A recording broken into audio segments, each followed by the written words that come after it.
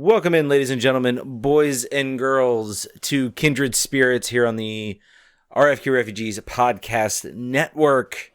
Ted here, John here. After a crazy week for the men's soccer team, we're back to the business of covering the Washington Spirit, and boy, do we hope things will get better for the Washington Spirit, because they be rough. They be rough. Before we get into that, John, how was your early part of the week? I've already asked you your weekend.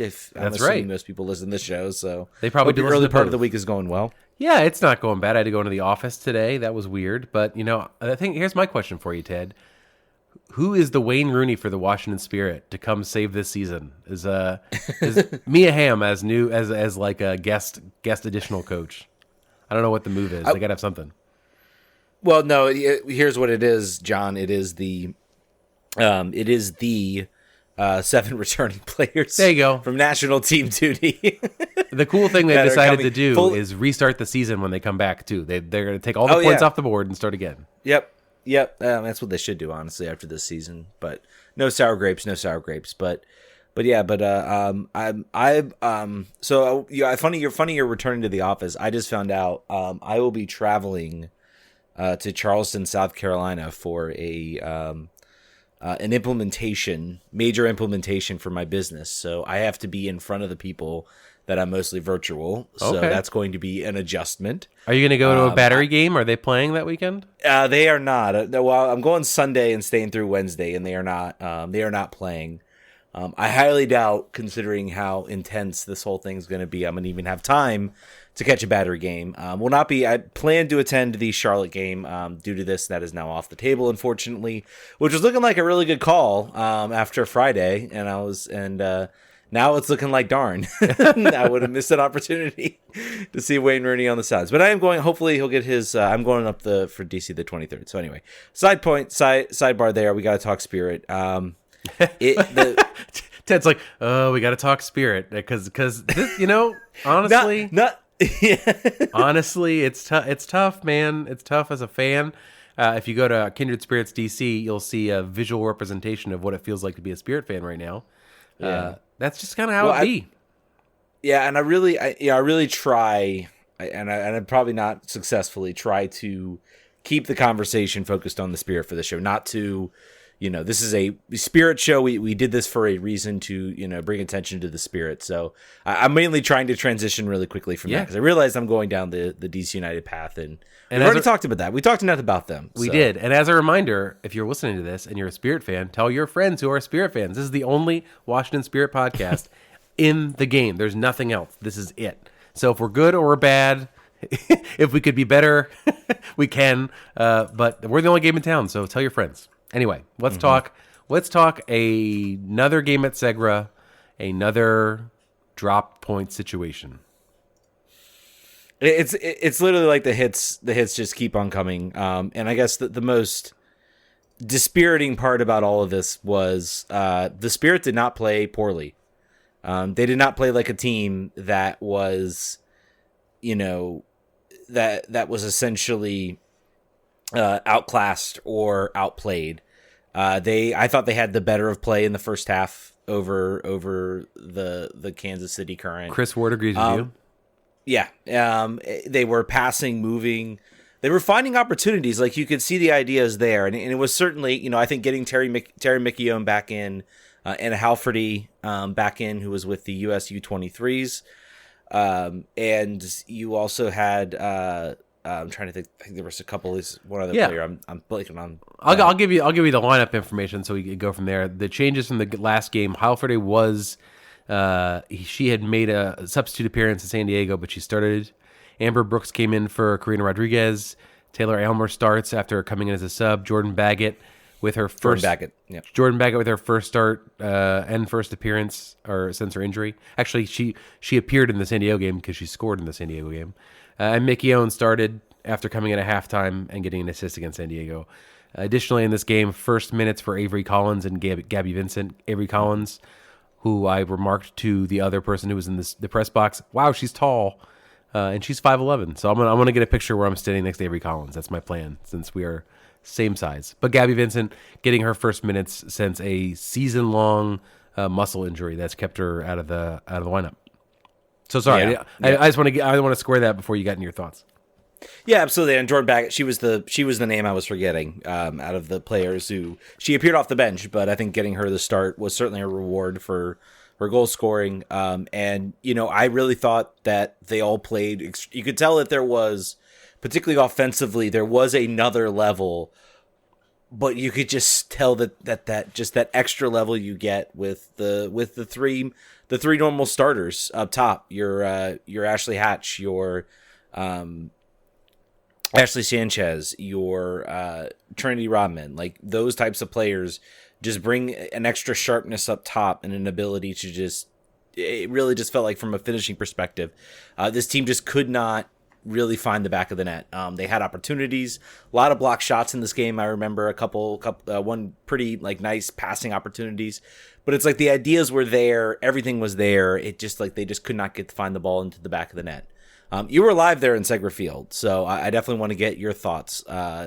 First of all, has Segra Field gotten any better since you were last there? Has it gotten any better? No. I'm curious. I guess not. I would say as an improvement for the media. The media love to complain. Now I'm a full-fledged part of that. They have put overhead tarps over the press box quote in quotes. So that's good. I'm appreciative of that, particularly since it was so hot. There are still problems with food. They're using food trucks to service everyone in some tents. The lines were long the entire time. That is unfortunate. I would say it was about 60% full on a warm day. So that's good on a Sunday. That's pretty good, particularly for a team that's in last place against the Current. So it's not, the box office was not going to be a big draw there. But yeah, as far as the play in the field, the first 35 minutes for the Spirit were good. Chris Ward called it the best half or section of a game in the season since they played Gotham the first time. So that is a positive. The lineup changes, obviously they're plumbing the depths of their depth now.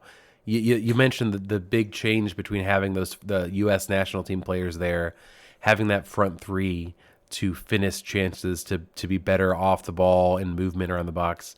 The drop-off is significant between those, and that happens. Mm-hmm. And I was, talking to Jason Anderson about this, and we were talking about the fact that they need to do something. And he was like, I don't know what kind of money they have because they have 7 national team players on their roster, and they have given raises to quite a few of these players. Trinity is the highest paid player in the league, so there are limitations into what they can do, and that's what you're seeing. Sort of not necessarily a top-heavy roster because it's not just a couple players; it's almost a full lineup that's being pulled out.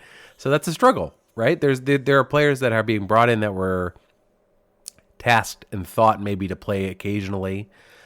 There was so much conversation about how deep that midfield was going to be and how they were going to struggle to find minutes for everybody. And that's not been the problem, certainly. But the midfield was interesting in this game. I thought that there were players that distinguished themselves, and there's players that did not. I would say. I mean, you talk about some of the injuries. Tara Mickione's been injured. Jordan Baggett's been injured. I think Dorleen Bailey and Bailey Feist have been out for at least certain aspects of this sort of run without the stars as well. So it was like this team was plunging further into its depth, and now you're kind of getting like this is very clearly like a second 11 in a lot of ways. For sure, certainly not a first 11, but it was certainly in my mind it looked like it was a bit of a step up from what we saw. Against San Diego, which was like there was like just nothing, like no attacking threat. Like San Diego was never under threat much in that game. In this game, it was very clear that the Spirit were in control. It's just that sort of like next step up, that drop off is still pretty significant. So if you've got a Terry Mickeyone coming off the bench, against tired players, that can be very effective. She can probably pick up a couple goals, but if she's starting and having to, break down and then she gets tired and gets sub off, then you're dipping into that, next layer of sort of depth in the Spirit. So it's sort of like, this team has its A squad. Its A squad is basically out with the U.S. national team. The B's squad has basically been injured. Like they basically where their depth got hurt was sort of in the middle part of that lineup. And then, they had their C squad and then their, basically their fill-in squad. I won't even give a grade to because they basically signed a bunch of players and brought them in. And now that B squad is coming back. So it looks better on the field. And, honestly, another day they might have been able to get a result. I remember, I think there was one play before it was 0-0. And I think the goal really, in a lot of ways, just kind of took the wind out of the sails. It was just kind of like the here we go again type of mentality. Because I saw I was kind of looking at their XG stat. I was watching, I need to highlight this game and getting towards the end recording. And I saw their XG just go way up. And, of course, then it was a penalty that ended up being why their XG went up. But yep. One point, I believe there's the person that does, and I should really credit her because she's one of the few people that does it. Yeah, there are very few NWSL stats opportunities, so I'm thankful for these. Yeah, and it was a 1.45 expected goals for the Spirit, so that includes the penalty. They basically kind of hovered pretty close, I think, to the to the current through most of the game, and then really kind of took it over sort of later in the game. Also, they were chasing the game a bit too. Yeah, so French tipped probably four balls over the crossbar that would have been in the net. She's why Kansas City won. It's not obviously the goal was important, but it could have been 2-3-1 were a different goalie in there. So that's to your point about A, B, and C squads. The Spirit had 3 to 4 players in this lineup that would make your starting 11. Right, Sam Staub's going to play. Julia Rotter is the Swiss Army knife for this team and probably plays most times, even with the first choice 11. Anna Halferty has been on the fringe, and Dorian Bailey's been in contention when healthy. Dorian Bailey was, to me, the best player out there for the Spirit, and it's always good. It's good when FootMob will back up your eyesight. So that was that.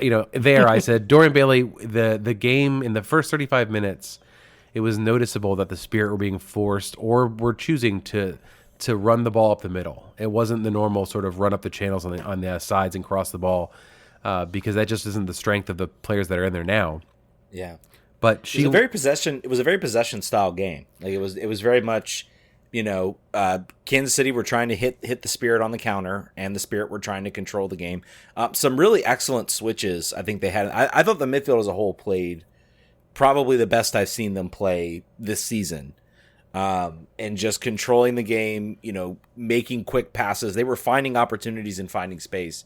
Again, just couldn't find the finishing. The finishing just wasn't there. And I want to also some good saves from French. So I want to call out Taylor Almer too as the other part of that midfield. I would say of all the players, so clearly the depth has been more than tested and been required to start many games. She's a player that had opportunities towards the end of the year last year and earned another contract for this year. Of the players that have been forced into this role, she has done the most with it. Mm-hmm. No one else really has. I would argue there have been no players on the periphery who have been given all these starts that have really seized opportunity later down the line. But Almer has been fantastic, so I'm happy to see that. Bailey Feist is, and Jason and I talked about this too, it's a struggle to come back from a knee injury. And it just feels like she's not up to the speed. Like she's just a little bit slow compared to where she was before the injury. That's not uncommon. And the challenge for her is she has not had a first choice 11 to work with. She has on occasion. I think we are inclined because of the fact that the Spirit have been missing 7 players now for, I think, 2 weeks to forget that they've had those players the full rest of the season and they're still in last place. The reason they are is because their schedule is horrible and super condensed and everyone's tired. However, they have had a first choice 11 at times and they haven't been able to get anything done. So to keep that in mind for when they all come back after just playing a major tournament. Yeah, well, true. I mean, I guess you're correct there. I mean, they had moments where even in this condensed schedule, they had 3 points sitting at least in 2 games. And let it slip towards the end, maybe more. I remember the 2 big ones, obviously. I think this team is definitely. I think they're snake bit. I think it comes on the goal, which is just a weird. It was I think it was a throw in that came in or a cross, and it kind of deflects off the Spirit defenders and then just kind of lands right to the feet of the Kansas City goal scorer, whose name CC Kaiser. I cannot remember. Yeah, CC Kaiser, and I think I don't know who the defender was marking her, but tries their best to kind of like hold her off, and then she just kind of and Devin Kerr, I thought maybe could have done a little better, sort of coming out meeting the ball. I think she kind of missed a little bit on her slide, and it's just kind of an unfortunate ball that trickles into the back of the net. Just kind of an odd goal, and I think it's sort of like, I mean, you make your own luck, obviously, but I mean, it's just kind of a weird snake bit type of moment, and I feel like that's been the Spirits' 2022 season. It's just been odd moments. They've been pushed to the brink, and now they've just cannot buy their own luck in getting something out of some of these games. That goal was really against the flow of the game, and the players there. So the throw in occurs, a cross comes in. Amber Brooks runs into Gabby Vincent, who just subbed on. They knock into each other. The ball falls to a current player who puts the ball to CC Kaiser. Cam Bagalski sort of tries to seal her off as though someone was about to help her out and pick the ball up, but no one did because that was not the play there. And as you said, Devin Kerr didn't do anything. So it was really what do you call it? Example in miniature of the season. Like there players who just came on, players who have not played with each other, making uncharacteristic individual mistakes and not having anyone bail them out, and then conceding. The Spirit did not deserve to lose this game. I think on XG that's apparent. On watching, it's apparent. 0-0 draw would have been fair. I think the Spirit probably should. If anyone was going to win, it should have been the Spirit.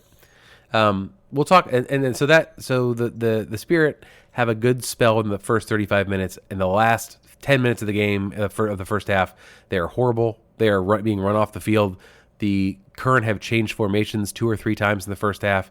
The Spirit had no idea what was going on. Players were just trying to get to the end of the half.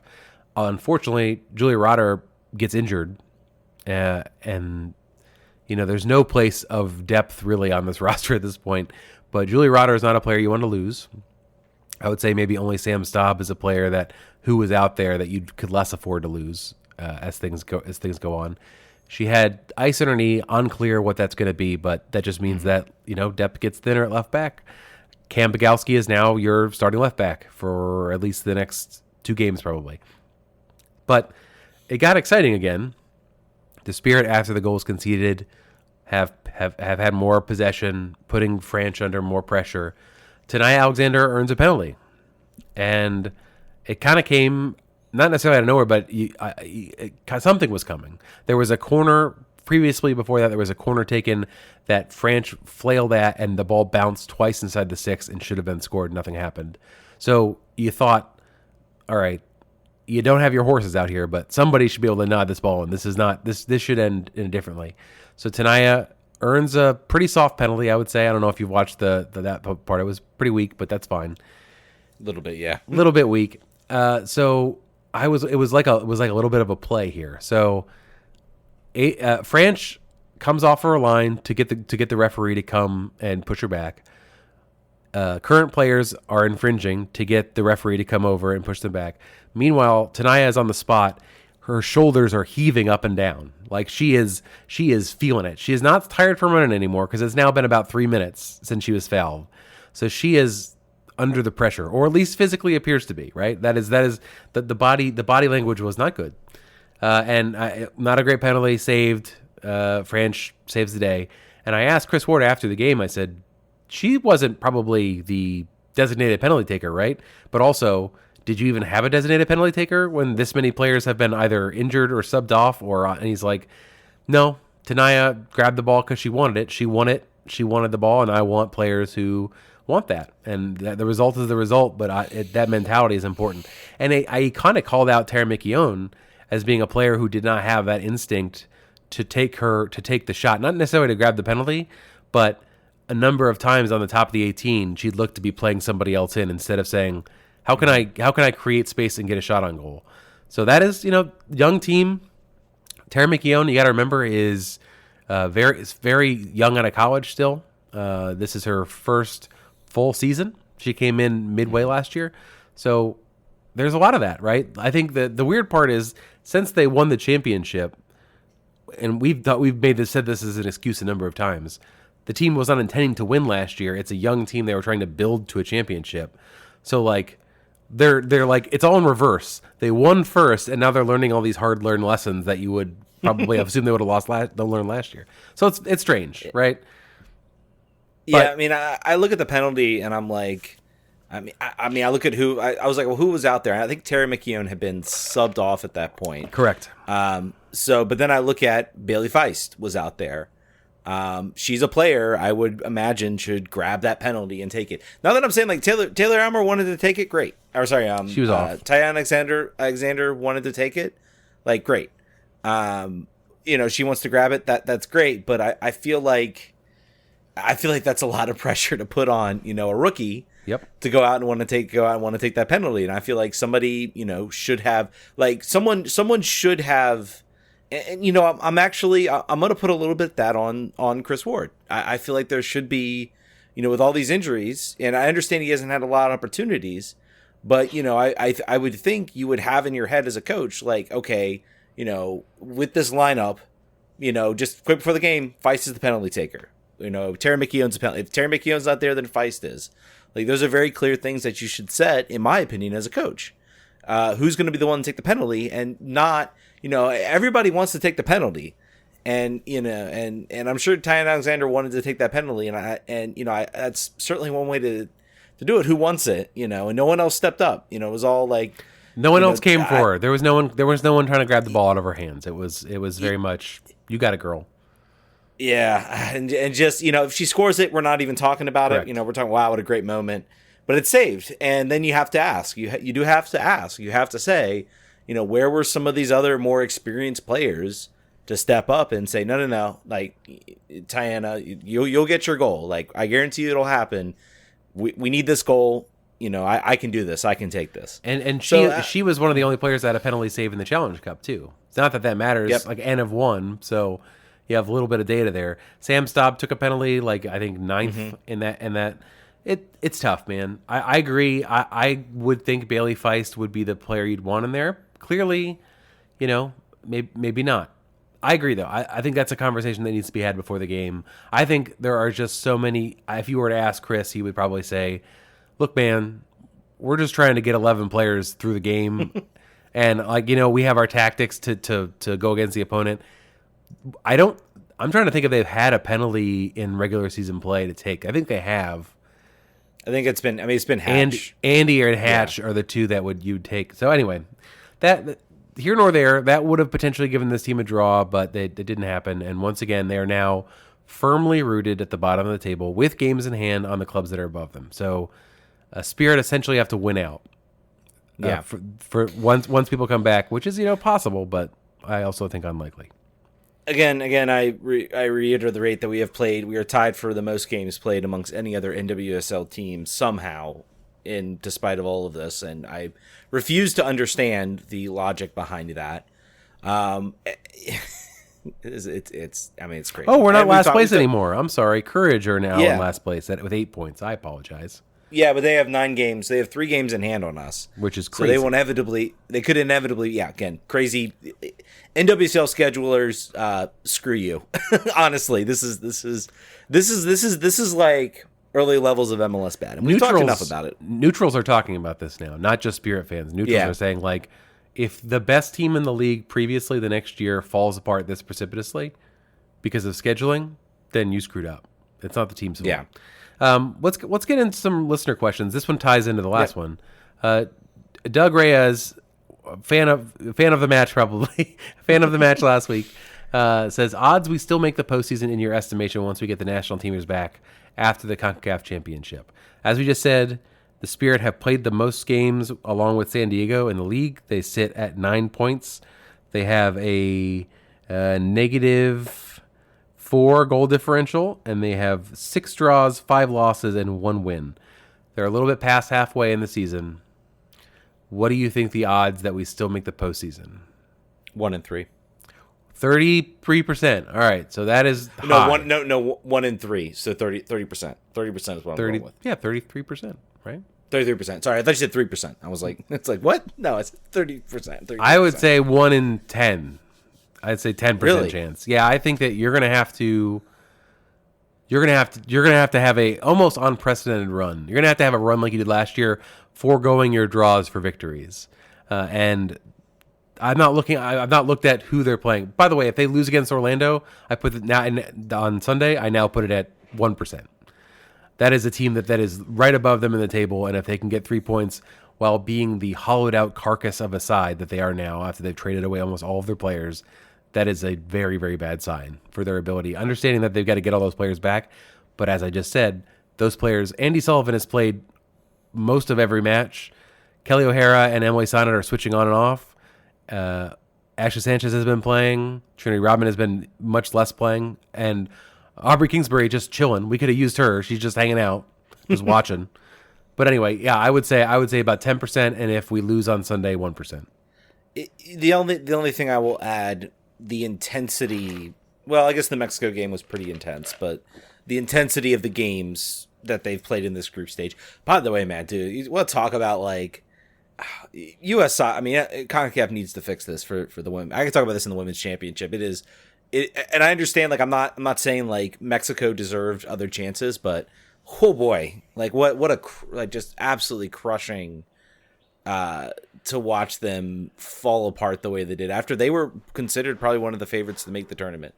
And they're a country that has started like to invest heavily in women's soccer. So, I mean, my biggest fear is that I'm hopeful this will galvanize them to keep investing, and will not say, to some of these, male owners, oh, see, we tried, it didn't work. Why are we doing this?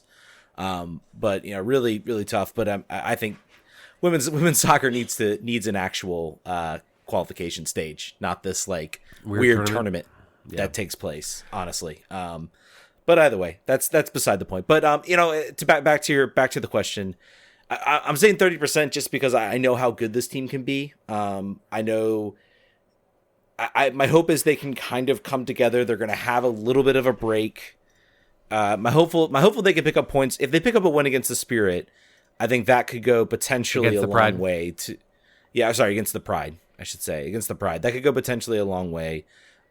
Maybe pick up a draw against Carolina, and then you've got maybe some time to regroup, come back, and then you've got your players back. You can kind of phase them in. I think you're right now, like looking at this midfield, I think they could get by without an Andy Sullivan. I think they could get by without the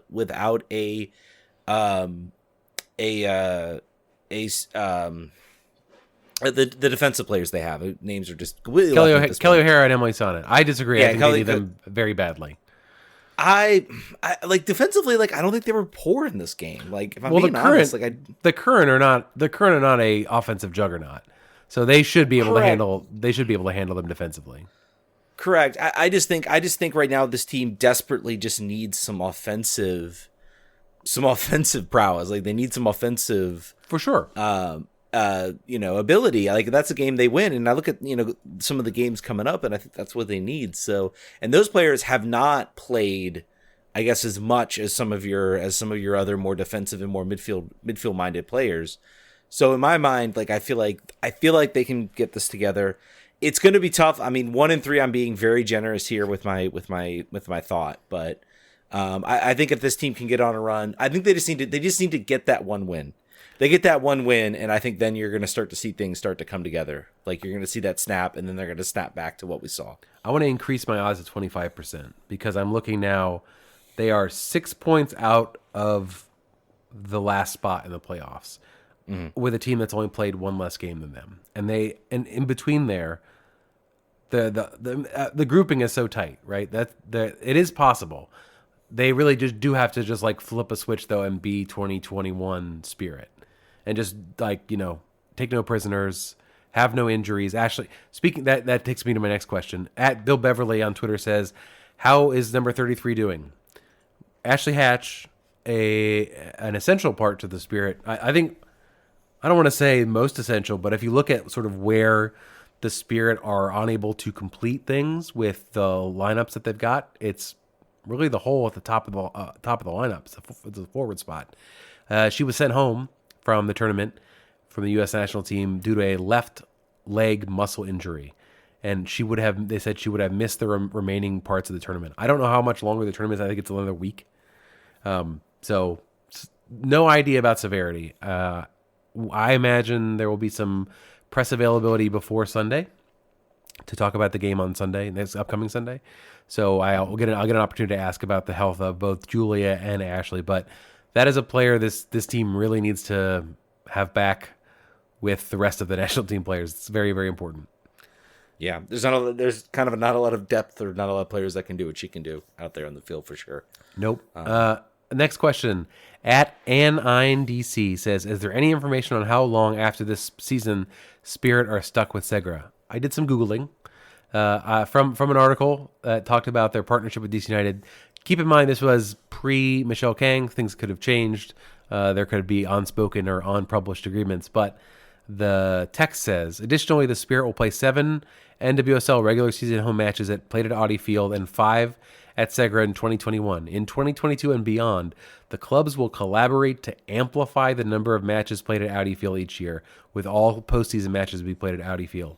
I have not heard a wishy-washier saying than amplify the number of matches. That is the most meaning nothing word I have ever heard of in my life. So what I think that means is, based on attendance, based on conflicts, based on everything else, the Spirit will continue to be at Segra Field in some capacity going forward, unless the games that they have at Audi Field for the rest of this year are to the caliber that they were in 2020, or was that 2019 when they were selling the games out.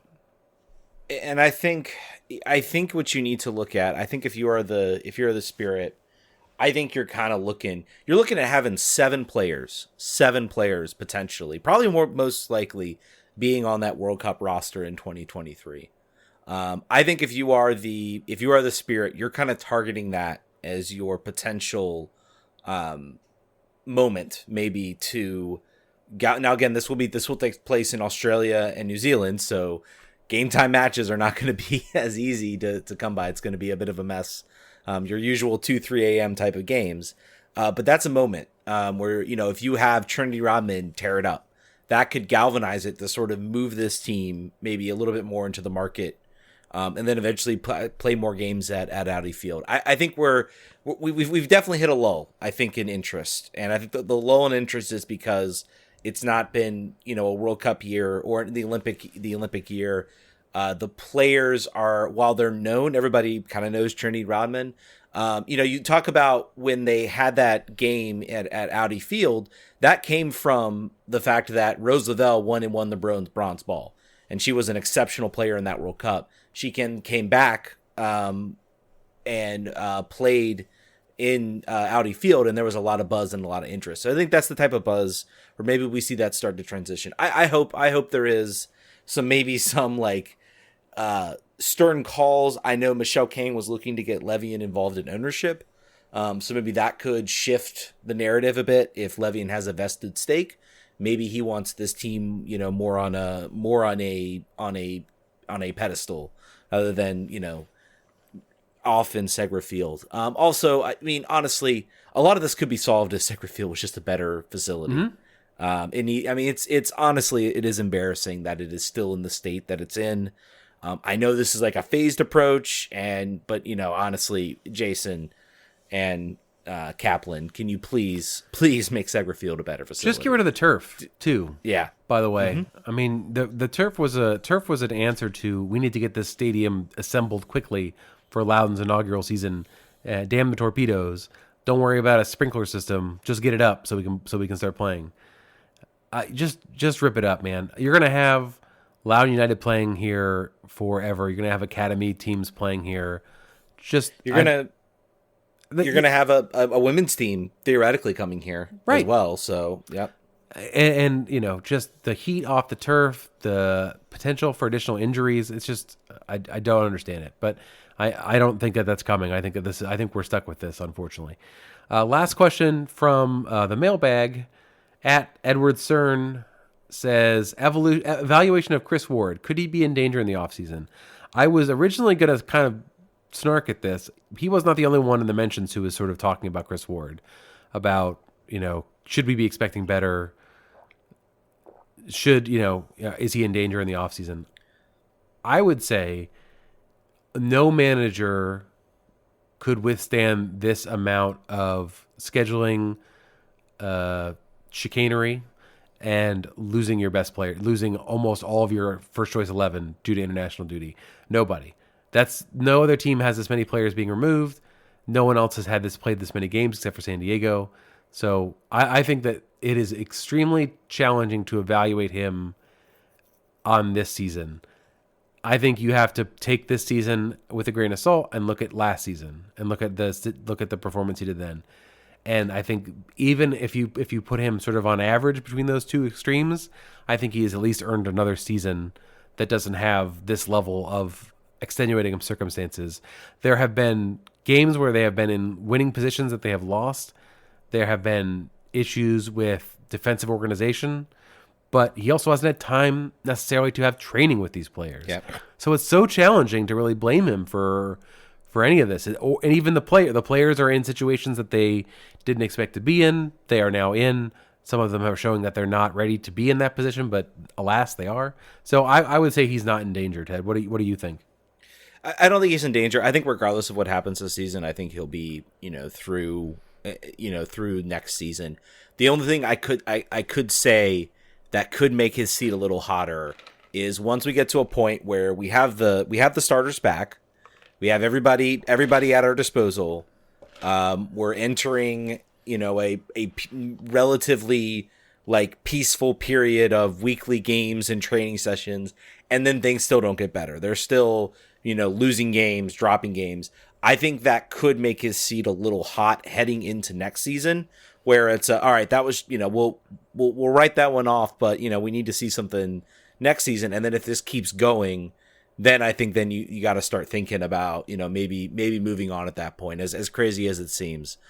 Because, you're right. I mean, it's the schedule's been bad. The timing, it feels like everything's just bad, like the absolute worst timing. It's like we play a bunch of games with the starters, no training sessions. The team is sloppy. They've dropped games, games they had up the upper hand and should pick up points. They drop, it's just been like a series of bad events. And then finally we got a break. Oh, but all the players are gone. And then it's like playing through this game with essentially the weakest lineup of the teams that have had players gone. And then it's like, all right, now, and then we're hitting back that third stride. Hopefully that is smoother. And, I think if he can find a way to steer this team into the playoffs, then I think he absolutely keeps his job. Even if they finish, even if they just clinch that last playoff spot, I think it's very clear that he should be still around. I still think it's doable. I think this team, I'm hopeful this Orlando game. I know a lot of the players won't be there, but I think if they can find a way, they'll be at Audi Field. They'll have at least a fuller complement of players that they can choose from. They're against a team that is barren. If they can pick up 3 points in this game, I think that could be sort of a thing that might at least get that sort of that proverbial monkey off their back and keep them moving forward. But I don't think Chris Road is at any risk. I reserve my right to really evaluate at the end of the season, but I think he's fine. Players like him, he hasn't lost the locker room as far as we know.